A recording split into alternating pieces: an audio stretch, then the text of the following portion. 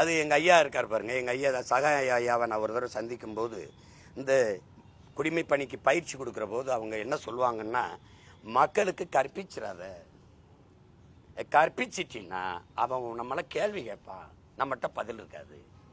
அப்போ உனக்கு மக்களுக்கு இடையில ஒரு தூரம் இருக்கணும்னு படிப்பிப்பாங்களா.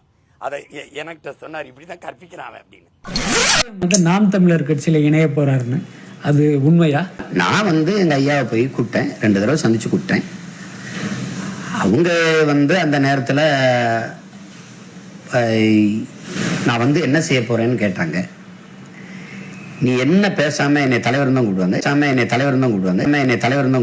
நீங்க எல்லாத்தையும் பேசி முடிச்சிட்டீங்க, உங்களையே அங்கீகரிக்கல. நான் ரொம்ப எதிர்பார்த்தேன். சீமான் அவர்கள் உங்களை சந்திச்சிருக்காங்க அப்படின்னு திரு சீமான் அவர்கள் மேடையில் பேசும்பொழுது சொன்னாங்க, நான் சாயபவரை சந்திச்சேன், அரசியல் குறித்த விஷயங்கள்லாம் பேசணும்னு. அவங்க கூட இணையறீங்க அப்படிங்கிற மாதிரியும் செய்தியில் வந்துச்சு. நீங்க 2 பேரும் என்ன சந்திப்புல என்ன நடந்தது, என்ன பேசுனீங்க? இல்லை, நான் இப்பொழுது சமீபத்தில் சந்திக்கவில்லை. நான் 4 ஆண்டுகள் இருக்கு. அப்பொழுதெல்லாம் என்னை நிறைய பேர் சந்திப்பார்கள். ஒரு காலம் நான் அரசியலிலே இணைகின்ற அந்த பேச்சை எல்லாம் நான் எடுத்தது இல்லை. எதுவும் பதில் சொல்லக்கூட முடியாத ஒரு சூழலை அவர்கள் ஏற்படுத்தி விட்டார். சென்சேஷனுக்காக ஒரு பெரிய ஒரு கருத்தாக்கத்தை அவர்கள் உருவாக்கி விட்டார்கள். எனவே அது எனக்கு உண்மையிலேயே வழியை தந்தது என்பதுதான் உண்மை.